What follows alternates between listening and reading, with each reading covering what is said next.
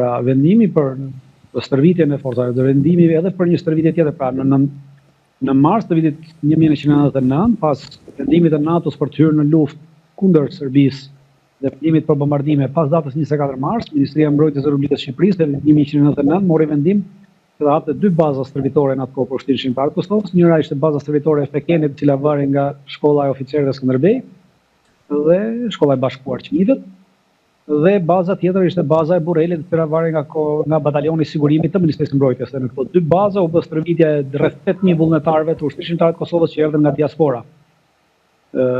Pra, këto vendime janë marrë nga shteti shqiptar, vendimet të bëra zyrtarisht, të vepruara zyrtarisht.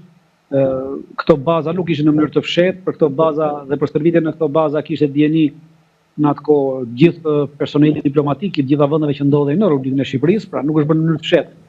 Dhe në këtë rast nuk është vendim i as Hashim Thaçit as dikujt tjetër, pra është vendim i Republikës së Shqipërisë dhe jo vendim i Hashim Thaçit, kështu që çfarëdo që thuash tash kjo nuk mund të rëndojë mbi Hashim Thaçin, mbi askën tjetër që ndodhet në Hag, dhe mbi asnjë komandant tjetër, sepse nuk është vendimmarrja e tyre, ata s'kan qenë anëtar të ushtrisë shqiptare, që janë anëtar të ushtrisë shqiptare të Kosovës. Kështu që kjo që thoni juve nuk qëndron. Në fakt, Dritan, në këtë kontekst të zhvillimeve apo edhe të ngjarjeve që po marrin për masa, po them kombëtare, gjithmonë lufta për çlirim ka pasur për masa kombëtare. Do doja të mirë një koment nga ju si e pat manifestimin që u bë në Tiranë për liri për çlirimtarët, pati edhe përplasje politike apo kundër akuza midis Kurtit dhe Ramës, por dua të fokusohem pak si e pat ju vetë këtë manifestim të liri për çlirimtarët. Përfshinte gjithë UÇK-n, përfshinte gjithë ata individ cilët kanë luftuar për lirinë e Kosovës? Duhet keni një gjë parasysh. Këto manifestime është një vendimarrje e kryesisë të shoqatës veteranëve, të organizatës veteranëve të ushtrisë shqiptare të Kosovës. Kjo është një vendimarrje atyre është bërë para 2 muajsh në kryesin e tyre dhe është marrë vendimarrje që do të bëhen 5 manifestime të mëdha. 3 do të jenë në qendër. E para është zhvilluar në Prishtinë, pastaj pretendohet në Shkup, tjetra pra 2 muajsh, nuk janë vendime të marra sot ose dje. Pra është një vendim të rëndë vetëm koha se kur do të mbajnë, pra dhe në momentin që në shoqat bimi atëre hyrim në lojë që pretendohet e majt djathtë, pra këta që janë të ndarë nga e vitit 90, u ndanë në 2, e quajtën vetën në majtët djathtë, u ndanë në 2 bajga, filluan të akuzojnë njëri tjetrin dhe të përvetësonin këtë manifestim të ushtrisë shqiptare të Kosovës, sikur jo ishte njëri një organizator dhe jo tjetri zvinte me qëllimin e vetëm për të shitur patriotizëm, për të rëmbyer flamurin e patriotizmit dhe për të ulur pjesëmarrjen në këtë, pasi shumë njerëz nuk erdhën duke menduar se kjo ishte organizim i kësaj politike, pra i kësaj bajge të politikës shqiptare, ndërkohë që nuk ishte të bënte me bajgen e politikës shqiptare. Bajga e politikës shqiptare dhe anëtarët e kësaj bajge, të cilët dolën dhe rahen gjoks të gjëra, këta ishin organizatorët, janë thjesht një manipulant ordiner që gjenden në këto hapësira tona, në këto katunde tona të mëdha. Dritan, nëse qëndrojmë me këto zhvillime, aktualisht 4 prej komandantëve të UÇK-s apo luftarëve të UÇK-s, Recep Selimi, Hashim Thaçi, Jakub Krasniqi dhe Kadri Veseli gjenden përsëri në Hag dhe akoma duket sikur nuk ka dritë në fund të tunelit. Çfarë po ndodh dhe si e shikon gjithë këtë proces që po bën ndaj këtyre komandantëve, por edhe ndaj UÇK-s në fund të ditës? E para duhet të sqarojmë një gjë që nuk kemi të bëjmë me komandant, pra këta zotërit që u përmendën nuk janë komandant. Këta zotërit janë përfaqësues politik të shtabit përgjithshëm të ushtrisë shqiptare të Kosovës dhe përfaqësues politik të ushtrisë shqiptare të Kosovës. Pra nuk janë komandant. Komandant janë ata që drejtojnë trupra, ata që merren me veprimtari luftarake.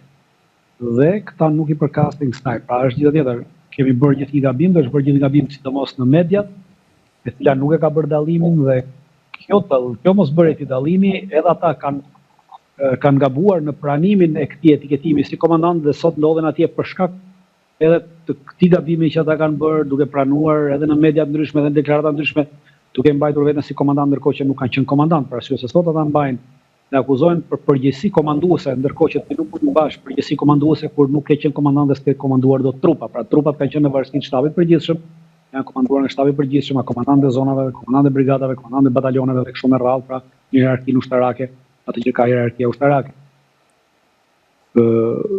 Janë zgjedhur këta persona, pra dhe po akuzohen për këtë punë, për faktin e vetëm për të akuzuar Ushtrinë Shqiptare të Kosovës.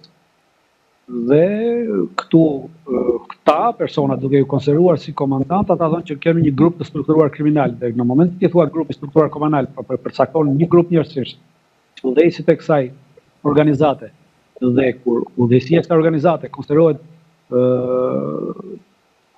grup i strukturuar kriminal, atëherë gjithë organizata i vjen që të jetë një organizatë kriminale. Pra ky është qëllimi. Pra qëllimi ka të bëjë me Ushtrinë Shqiptare të Kosovës dhe jo domosdoshmërisht me individin, por që të shkosh tek organizata duhet të kalosh nëpërmjet individit, sepse nuk mund të akuzosh organizatën pa akuzuar më së pari individin, sepse organizatën e bëjnë individët.